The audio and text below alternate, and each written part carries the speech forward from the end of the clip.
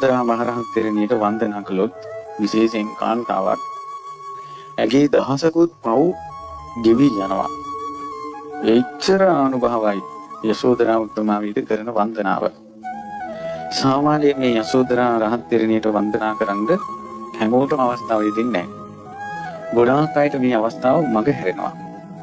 ඒ හේතුව තමයි ස්ත්‍රීන්ට ස්ත්‍රී භව නිසා වෙන දෝෂත් එක්ක කර්ම රැස් වෙනවා.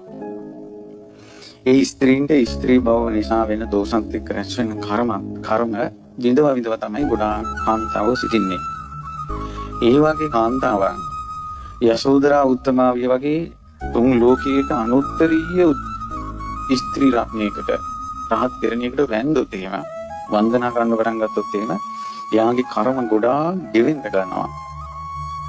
ඒ නිසා සාමාන්‍යයෙන් යශෝදරා රහත් තෙරණියට වන්දනා කරන්න කෙනෙකුගේ හිත එහෙම ලේසියෙන් පහළ වෙන්නේ නැහැ.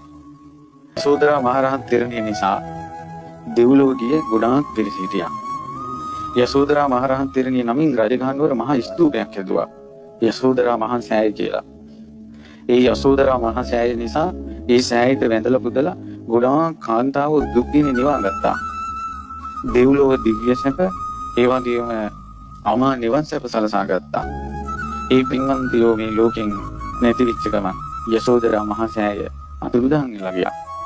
අදටත් රජගහනුවර යශෝදරා මහා සෑය තියෙන්නේ කොහෙද කියලා කවුරුවත් දන්නේ නැහැ.